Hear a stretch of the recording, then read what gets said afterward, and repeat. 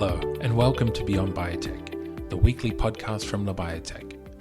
I'm Dylan Kassane, and this is episode 147 for the podcast. There are cell therapies, gene therapies, and biologics, and then there's Immusoft.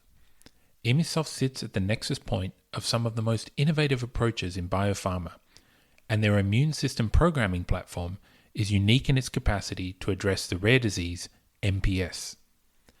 I sat down with Immusoft CEO Sean Ainsworth this week to learn more about his journey in biotechnology, the work that Immusoft is doing in B-cell reprogramming, and unpack some of the positive results the company recently shared at the WORLD Symposium.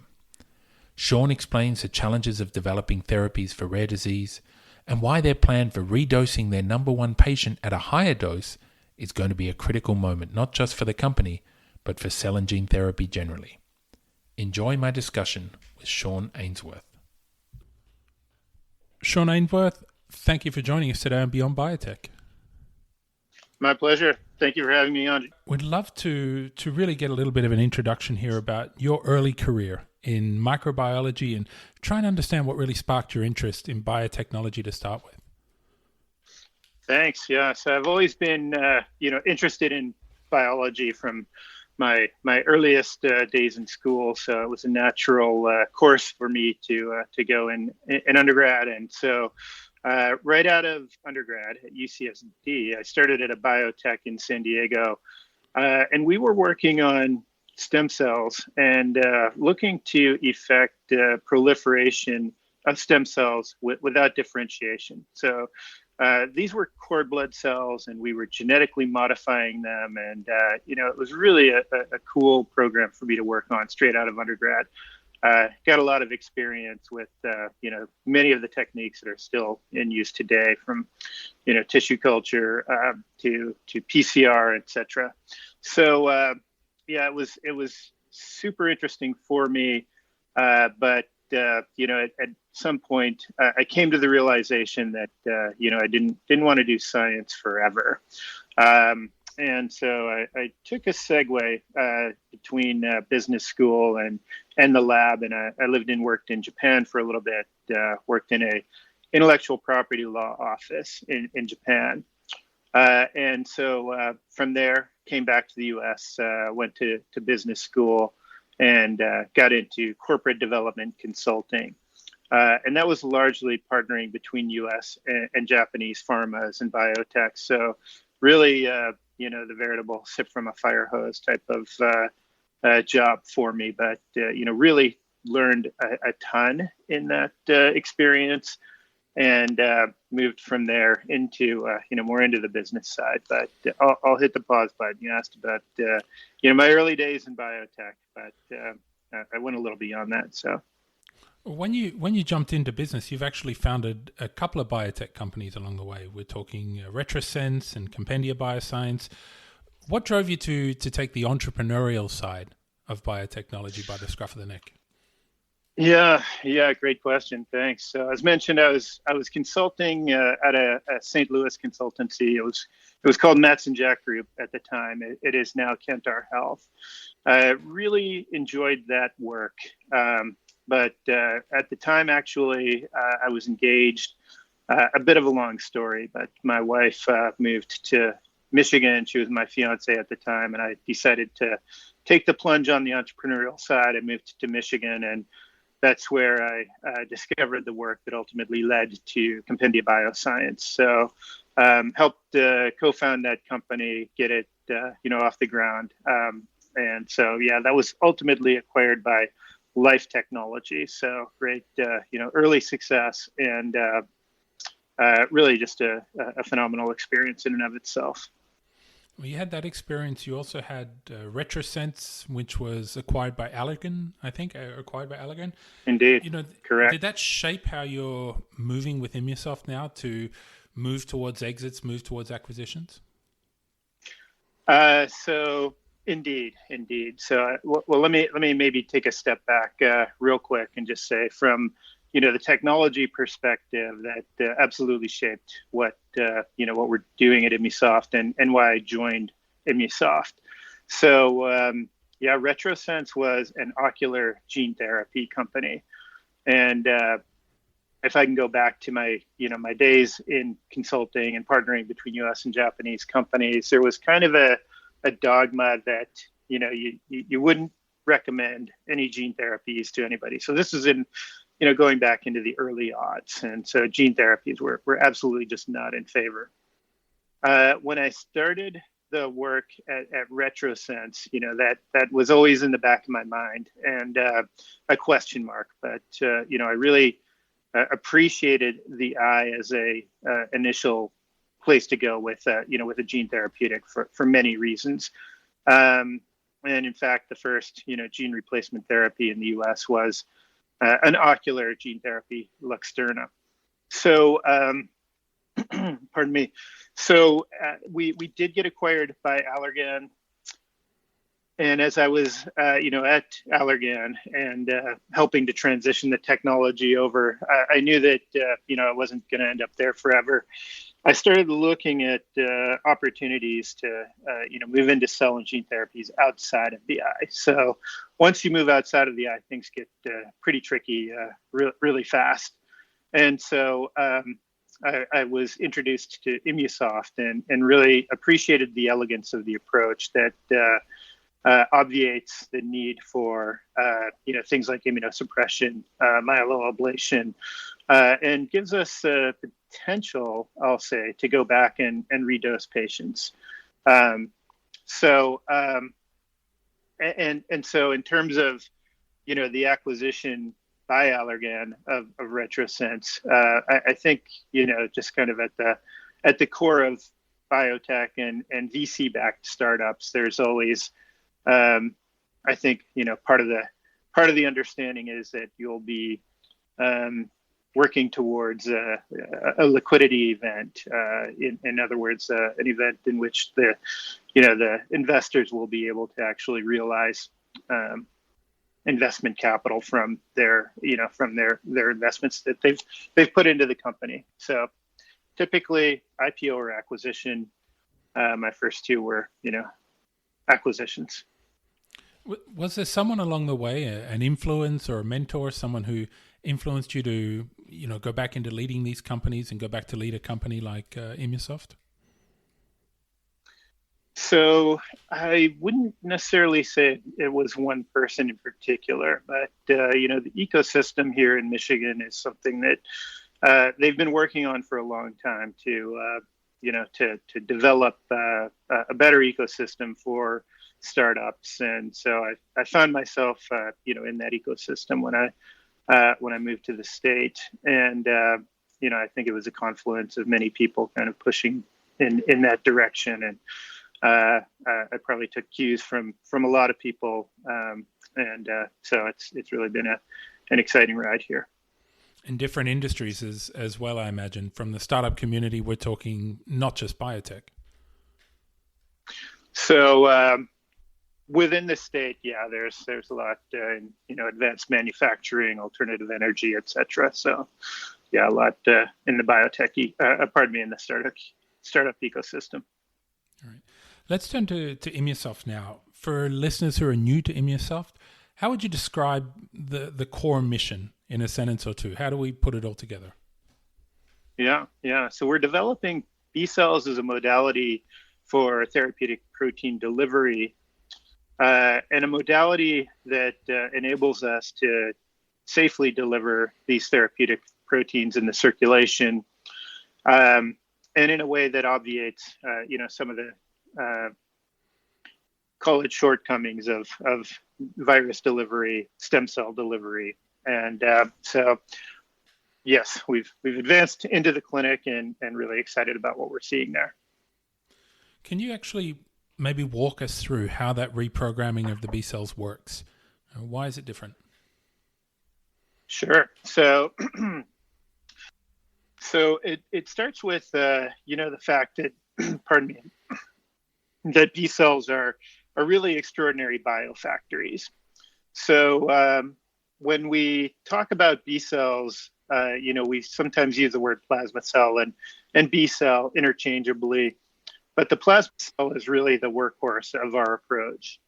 And these are cells that respond to antigens. So you can think of a virus or a COVID vaccine, something of that nature. It drives these cells to respond and then produce thousands of antibodies per second. And they naturally migrate to and engraft in the bone marrow. And once they're engrafted in the bone marrow, they can last, many years, potentially decades, producing these proteins. In the case of, a vaccine or a virus, they're producing that antibody, to the tune of thousands per second over potentially decades. So the two key things here is, one, we program those B cells to produce therapeutic proteins, and then outside of the body, ex vivo, we differentiate them towards that plasma cell state. And that's what we ultimately deliver back to the patient. And, we've actually now seen proof positive that those cells do go to and engraft in the bone marrow, which is super exciting. And, we're a bit over a year out now from our first patient, but, the expectation is that those cells will stick around and produce that therapeutic protein for many, many years, potentially decades. If I can add, one more comment to that effect, I talked earlier about not requiring immunosuppression, not requiring myeloablation. So myeloablation, just to explain, is if we think about a bone marrow transplant, there's a need to essentially remove the existing bone marrow to make room for for that transplant. It's pretty toxic, not very well tolerated by these patients, and it can lead to death. And so that we avoid that altogether is hugely important.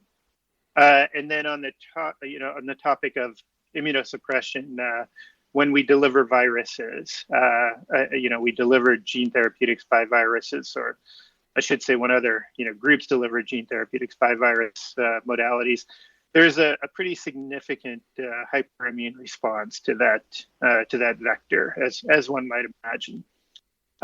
So that's actually can be pretty toxic initially, and in some cases it does lead to death as well. So we've been delivering our B cells without the need for either of those modalities, those regimens, and we've demonstrated a really clean safety profile thus far.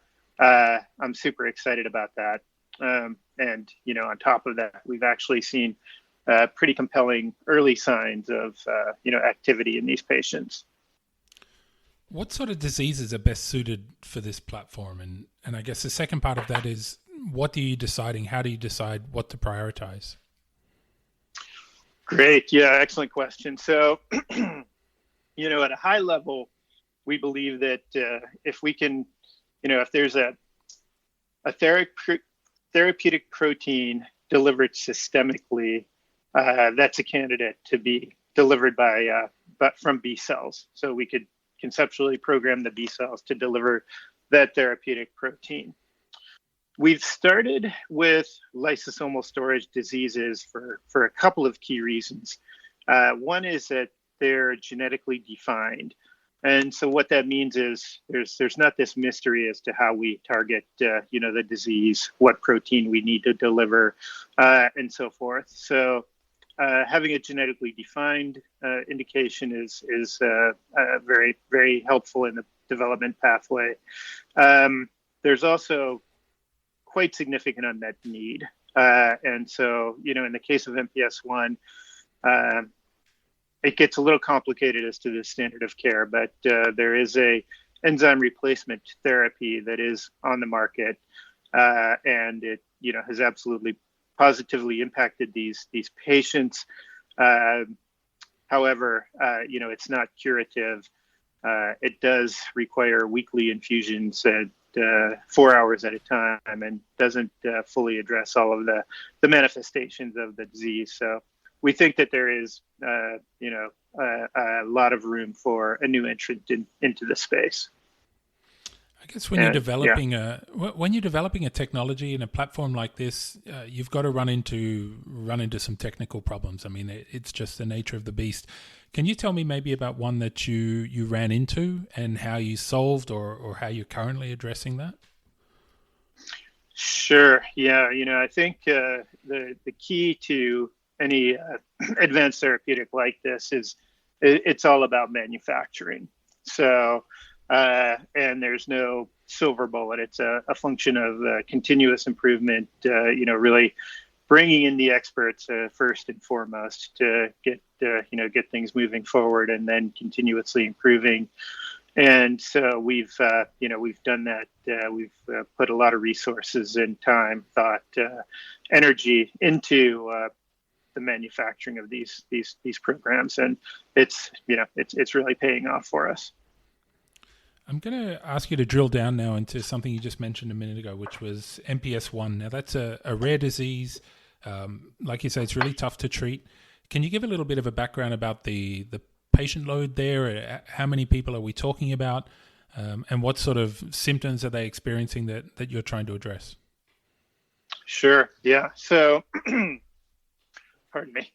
At a high level, this is a disease that is characterized by the loss of or deficiency of an enzyme. The enzyme is known as iduronidase, and so that's what we're programming our B cells to deliver.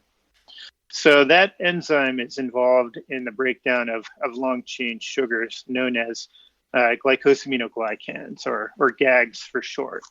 And so when those glycosaminoglycans build up, they're not broken down by that enzyme. They build up in the lysosomes within the cells, and so they're toxic at the cellular level, and by extension through the tissues, organ systems. They have manifestations in the brain, in the bones, in the liver, spleen, really throughout the body, the muscles. And so if untreated, these patients with the most severe form of the disease don't typically live through childhood. So thankfully, we do have treatment approaches, and we're working to build on that and improve at this point now at Immusoft. And ideally, you're going to improve over what's currently out there. Maybe you can explain what your candidate does for the patients that they're not getting from these existing treatments. So, yeah, excellent question, Joachim. Thank you. So let me start by saying, we've dosed a couple of patients. I think we are absolutely encouraged by what we are seeing, and so that includes biomarkers that indicate, our B cells are delivering the protein as expected, and it's functioning as expected. We've also positively identified those B cells within the bone marrow of that initial patient so far, which is super exciting. It really closes the loop on, how we are getting to the outcomes we're seeing. Beyond that, we've seen functional improvements that have completely exceeded our expectations. So that's for two reasons. We started out with a very low dose that we'd hoped to see some activity. We've seen to date a 240 meter improvement in a 6-minute walk test. So for the American audience, that's roughly 3 football fields. Pretty significant over 6 minutes. We've seen improvements in shoulder flexion, and so that's an indicator that there's greater flexibility throughout the body. The patient is reported being in less pain and taking less pain meds. So these are all hugely important indicators that we are having a positive effect in the clinic. Was this some of the data that you shared and results you shared at WORLD Symposium? These were the sorts of things you were talking about there, right? Indeed, exactly. So our PI, principal investigator, Paul Orchard at University of Minnesota, presented the data, and so it was very well received. I was there. It was the very last day of the conference, so wasn't sure how many people would actually show up, but it was a pretty full room and a lot of interest around what we're doing. So that was very exciting. And I guess I should ask what comes next for the trial then, because as I understand it, you're going to try redosing patient number one. What's the expectation there, or what's the hope? Yes, indeed. That's what we're working towards. And so, pardon me, we are looking to actually increase the dose and, while redosing the patient. And the expectation is that, over time we can take the patient off of enzyme replacement therapy entirely. And so that's what we're working towards. That having been said, I think, having a patient, redosing a patient in this type of setting, that'll be a watershed moment for cell and gene therapies. Nobody's really doing that in a scenario where you're overexpressing a gene as we are. How do you balance the urgency of treating MPS I and the patients with sort of the need for really rigorous clinical validation? I mean, these patients are going through something we would hope nobody goes through, and you've got to balance helping those people right now with doing things the right way, the long way, the slow way through the clinic. Is that a challenge for your team?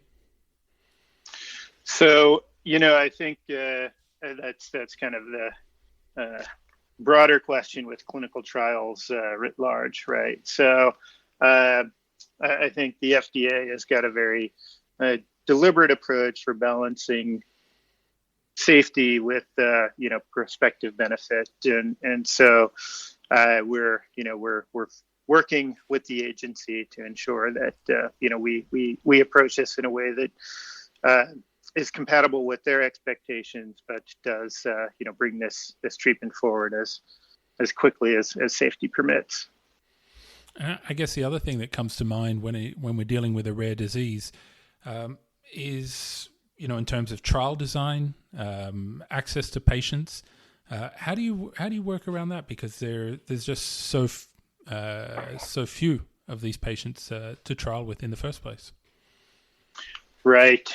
Yeah, indeed. So in an orphan indication such as MPS I, the expectations are not going to be the same as, for example, an obesity trial. You can conduct much smaller clinical trials. We've actually been actively working with many of the patient advocacy groups as well to get the word out there. Dr. Orchard, again, presenting at WORLD Symposium in February, was a great way to get the word out there. And so, there's this kind of organic growth of interest in what we're doing. And so, yeah, we've got patients that are coming to us and expressing interest in joining the trial, which certainly makes things much easier. And in terms of partnerships, then, are you partnering with any particular hospitals or even pharma companies to help drive this forward? So, I mentioned University of Minnesota, Paul Orchard. We also have a clinical trial site at UC San Francisco. That's Dr. Paul Harmatz. Likewise, one of the key opinion leaders in the space. He's been doing clinical trials in MPS for decades. Great group to work with, and so we've recently brought them online, and we're looking forward to getting some patients in and dosed at UCSF as well. One of the things that comes to mind when I hear you talking about the therapy and the approach is you sort of seem to sit at that intersection between cell therapy, gene therapy, biologics. Where do you actually see yourself as fitting into this group? Yeah, it's a great question. So at the end of the day, I look at these as gene therapies. We've got either a virus delivered or gene modified stem cells. Yes, you're entirely correct. We're a little in between, a few different approaches. So we're the broader field being advanced therapeutics, cell and gene therapies, right in that space. I guess because we hear a lot of excitement around mRNA, around CRISPR. Where does B cell reprogramming fit in? Is this the next big thing, or is it always going to sit next to it as a specialized approach? So, that's an interesting question. I think that the B cell approach, if we think of CAR T, I think we're kind of there are many analogs to what's going on in the CAR T space, right? We've got a defined cell population. It can be modified by different approaches, including CRISPR. We use a transposon system. And so, I think of it as a specialized cellular approach. And are there other disease groups or therapeutic areas where you can see this reprogramming coming in and playing a role? Absolutely. Yeah. So there's, potentially dozens of therapeutic indications that we could pursue with the reprogramming of B cells. As mentioned earlier, if we can deliver a therapeutic protein into the circulation, then there's potential application with gene modified stem cells. So a couple of programs that we're working on real time are a Parkinson's program, which we're super excited about. We've also are working with a group, an academic consortium, on an ARPA-H grant to deploy GLPs, and so that's exciting work as well.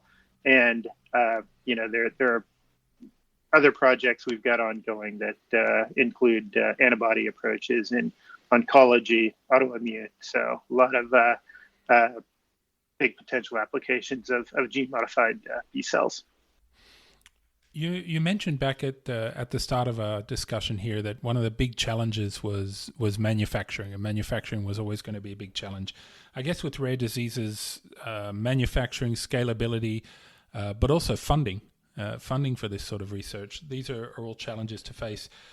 What's your take on how the industry can do more to support rare disease scaling with these therapies? A little bit more funding and to help solve that manufacturing problem.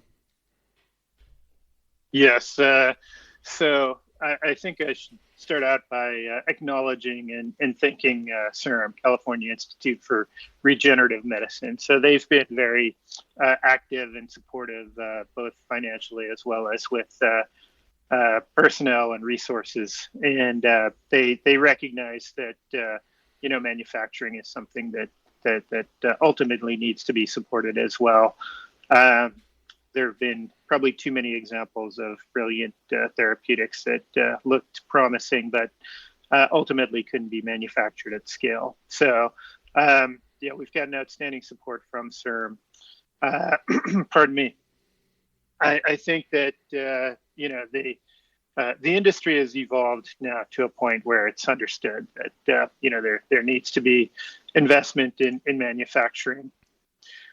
That having been said, we've really been also focusing on scalability. I mentioned that we use a transposon system, and so that it's a naked DNA plasmid, and so from a manufacturing standpoint, that's much more tenable than virus vectors. Having worked in both worlds, I think that I'll take transposons 100 times out of 100 over working with virus. So we also, our culture system is quite short, 7 days, and that's where a lot of the costs can come in, is in the culture system. That's the human hours, right? So shaving that back to a week is a big advantage for us. And then a minor item, but important, is in the case of MPS I, if we contrast that with oncology, where CAR Ts are being deployed, in oncology, there's a very immediate need to get those cells turned around and back to the patients. And so, pardon me, without we don't have quite that same urgency, and so that leads to some streamlining of operations that we can realize. So, in terms of scalability, we think that ultimately, at commercial scale, we'll be at roughly the same ballpark as gene modified, as AAV delivered gene therapeutics. I've got a final couple of questions here for you in terms of the horizon, what's coming next. If we can look maybe short term first, in the next 12 to 18 months, what are we going to see from Immusoft? What are you going to be achieving in the next 18 months? So, thank you. We of course, continuing forward with the MPS I clinical trial. So we expect to get some data readouts over the course of the next 3 to 6 months, which we're really excited about. That also includes potentially redosing our first patient. Again, watershed moment for cell and gene therapeutics.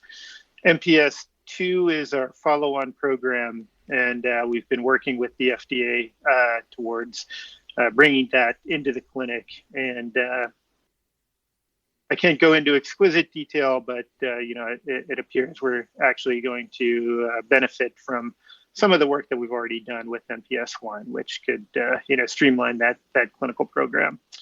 And from there, we're continuing forward with, I mentioned our Parkinson's program, which we're quite excited about. We've had, you asked earlier about potential partnerships with industry. We've had some really interesting conversations with potential partners as well. So a lot of really, exciting things coming up over the next next few months to a year here. It all sounds exciting, and if I can just push you towards a bigger horizon, if we talk in terms of 5 or 10 years, it's hard to say exactly where you'll be or what the result of a trial is. But do you have in mind the sort of advance or the sort of contribution to medicine and therapeutics that you hope Immusoft is going to be able to deliver in that 5 to 10 year horizon? So, well, I'm gonna make a bold statement and say that I think if as people catch on and realize that we're able to deliver these genes as safely as so far we've been able to do, we could potentially supplant a lot of what is going on at present in virus delivery in gene modified stem cells. So.